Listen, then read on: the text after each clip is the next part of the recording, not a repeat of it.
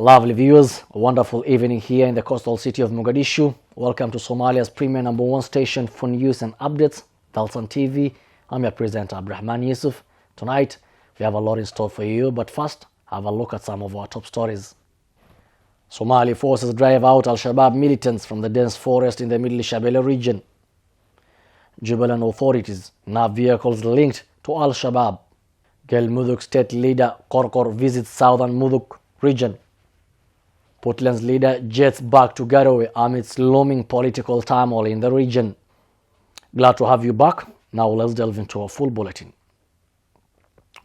Somalia National Army, in conjunction with the local forces, drove out Al-Shabaab insurgents from their refuge in the Idka forest in Mahadai district of the Middle Shabelle region. Following a series of bombings and airstrikes in the recent weeks, members of the Al-Shabaab group sought sanctuary in the forest. The Somali National Army, in conjunction with local forces, drove out Al-Shabaab insurgents from their refuge in Idka forest in Mahadai district of the Middle Shabelle region. Following a series of bombings and airstrikes in the recent weeks, members of the Al-Shabaab group sought sanctuary in the forest.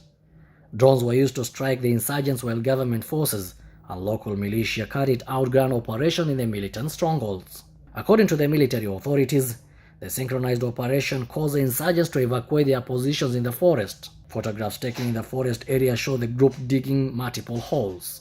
According to military authorities, the synchronized operation caused the insurgents to evacuate their positions in the forest.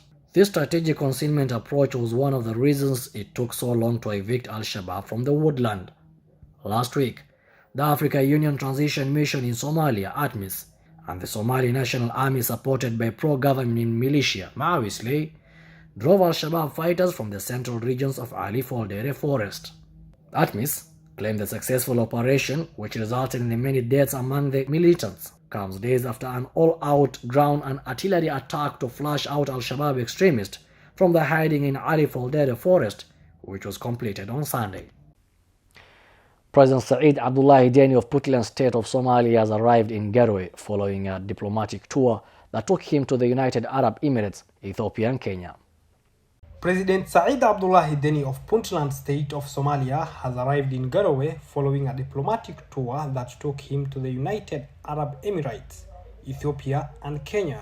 The timing of President Deni's return coincides with mounting concerns from the opposition groups regarding the upcoming regional elections, adding fuel to the already simmering political tensions in the region. Prominent opposition figures have gathered for a two-day summit aimed at deliberating region's electoral path as disagreements with the current administration continue to linger. The Puntland government has been a staunch advocate for the universal suffrage elections, drawing inspiration from the recent successful local council elections held across various districts. The government's stance is rooted in the belief that a broader electoral participation would ensure a more representative democratic process. However, opposition leaders argue that time constraints, with President Deni's term expiring in less than 3 months.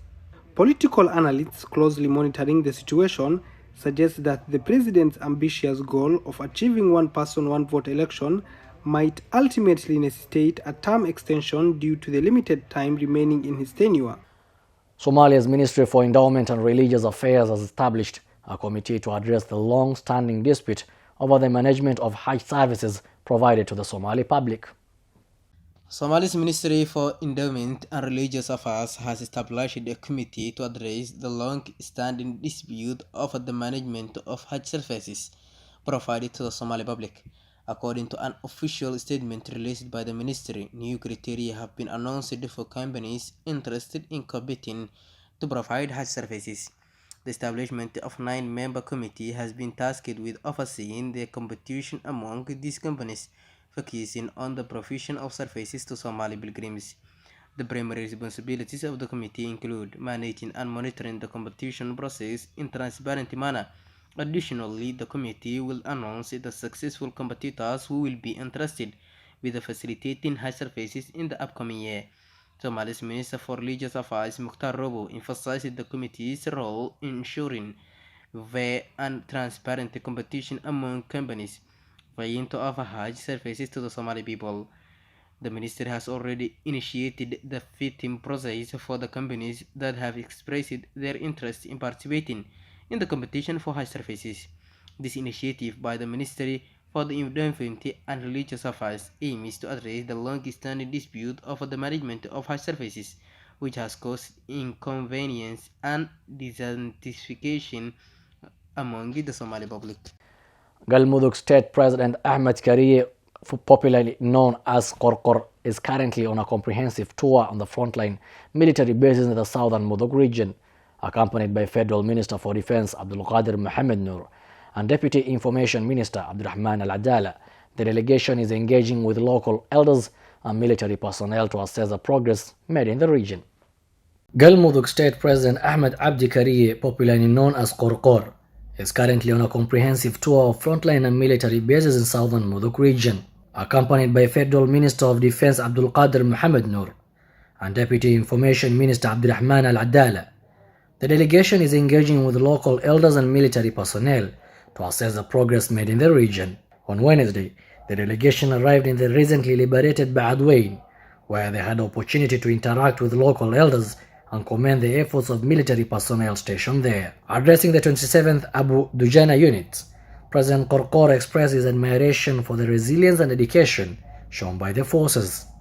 He specifically acknowledged the swift return of those cut short by their breaks to resume their duties in serving the Somali people. President Qorqor highlighted the importance of their sacrifices, emphasizing that they play a vital role in safeguarding the nation's people, honor and dignity. President Hassan Sheikh Mohamud had entrusted Galmudug leader with overseeing the military offensive in the central regions while he was on official trip to Eritrea. As the regional president continues with his tour, it is expected that he will visit other key locations in southern Mudug region, further strengthening the bond between the government and the people. As the regional president Qorqor continues with his tour, it is expected that he will visit other key locations in the southern Mudug region, further strengthening the bond between the government and the people. The Jubilant Intelligence and Security Agency GISA has apprehended Abdul Fattah Noor Abdullahi and Hassan Abdullahi Mohammed, who are also known as Hassan Kokani. The duo involved in the theft of Land Cruiser hardtop vehicle belonging to the Jubilant Ministry of Water and Energy earlier this year. It has been revealed that at least one of the culprits was employed as a driver in the ministry. The Jubilant Intelligence and Security Agency has apprehended Abdul Fattah Noor Abdullahi and Hassan Abdullahi Mohammed, who is also known as Hassan Kokani. The duo was involved in the theft of Land Cruiser hardtop vehicle belonging to the Jubilant Ministry of Water and Energy earlier this year. It has been revealed that at least one of the culprits was employed as a driver in the ministry. The stolen vehicle was subsequently handed over to the Al-Shabaab leader in the Jilib district, Abu Abdullah. However, due to the diligent surveillance efforts of GISA, the whereabouts of the thieves were closely monitored. Recently, the pair made a covert entry into Mogadishu, but their presence did not go unnoticed by the vigilant authorities. Acting swiftly, authorities managed to apprehend Abdul Fattah Noor Abdullahi and Hassan Abdullahi Mohammed, bringing them into custody. Following their capture, they were repatriated to Kismayo, where they will face the trial for their criminal actions. Lovely viewers, that story brings us to the end of our bulletin. That's all we are prepared for you tonight from our desk in Mogadishu. I wish to thank all those who made this bulletin a success. And you, our lovely viewer, wherever you're watching us from, stay put for more stories in our subsequent bulletins and have yourselves a lovely night.